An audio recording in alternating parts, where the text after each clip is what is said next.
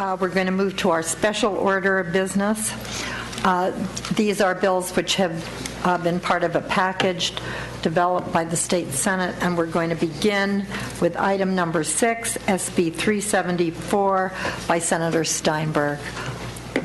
Welcome to the committee. Thank you. Good morning, Madam Chair and members of the committee. Let me begin by thanking you and your hardworking staff for your diligence in analyzing these bills and helping prepare for today's special order of business. There are 8 bills, Madam Chair, in the package that the Senate has put together here, with 7 before the committee today. We call this the Life Act, and it focuses the gun debate in the 3 areas which I believe are critical to reducing gun violence in California. Number 1, regulation. These bills close loopholes in existing laws that gun manufacturers have abused. Circulation. These bills keep weapons and ammunition in the hands of responsible gun owners. 3, education.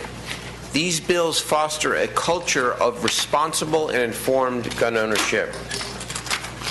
Sandy Hook, of course, is what's most fresh on the minds of Californians and Americans, but it's only one of many tragedies depicting the devastating lethality of military-style rapid rate of fire weapons.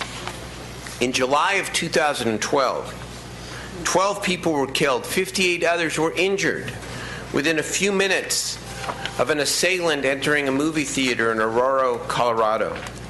The shooter was armed with multiple assault rifles and high-capacity magazines able to hold 100 rounds. 100 rounds.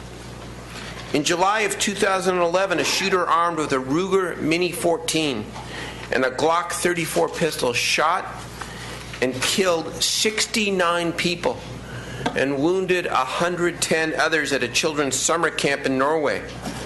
Both the weapons used in Norway are currently legal in California. And these types of shootings go on and on. And the common characteristic of these firearms used in these mass shootings is the ability to detach a magazine and rapidly reload. And I heard my friend Senator Anderson a moment ago respond to Senator Leno's close, or the end of his bill, by saying that it's not the guns that kill people. But here's an undeniable fact. If an individual has a rifle with a detachable magazine that can be reloaded and reloaded easily, common sense and mathematics tell us that that individual is able to spray that gun and shoot more bullets than a gun that does not have a detachable magazine. That's undeniable. So one can say that it's the person that kills the innocent and not the gun, but the fact of the matter is assault weapons that allow rapid fire and allow magazines to be detached allow more bullets to be fired within a shorter period of time than the kind of gun that should be allowed legally in California that limits or eliminates the ability to detach magazines on long rifles.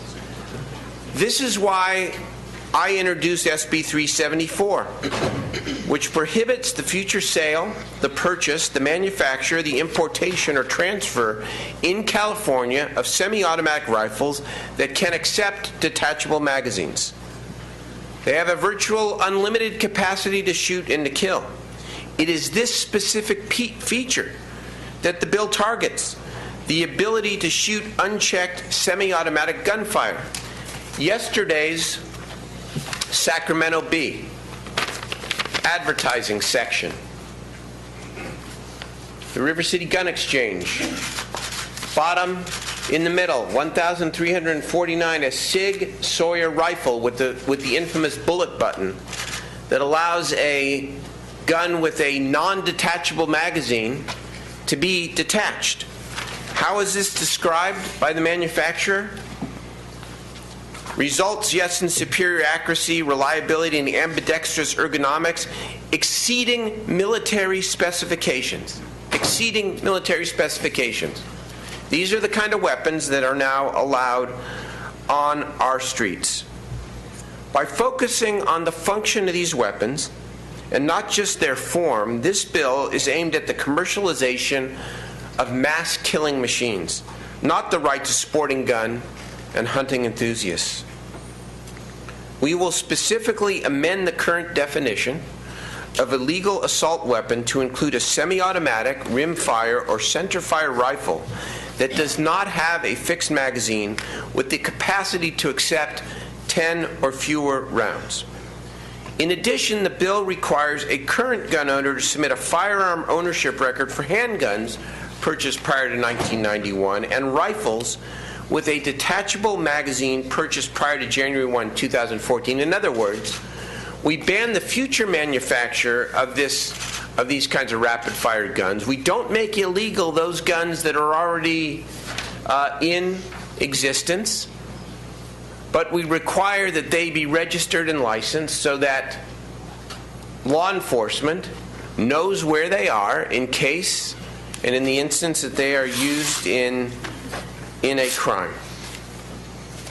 Now, California, we know, has been a leader in this assault weapon ban movement since 1989, but what's happened here is that the laws have loopholes and gaps that the gun manufacturers have exploited. We passed the first statewide law in 1989. The manufacturers then made minor cosmetic changes to the many banned assault weapons, evading the intent of the law. In 1999, we then updated the law to try to deal with those loopholes. And now, they've done it again. They have figured out how to make a long gun without a, quote, detachable magazine into a rapid reload military-style weapon just by the push of a button. So rather than, Senator Yee's got a very good bill that I commend to you to ban the so-called bullet button. But this bill goes even farther because it writes the law differently so that any future exception is automatically banned. No long rifles with detachable magazines in California. They are not needed. They are not needed for hunters or sportsmen and women. Why do we need to do this? Because we can't trust the manufacturers to follow the intent of the law.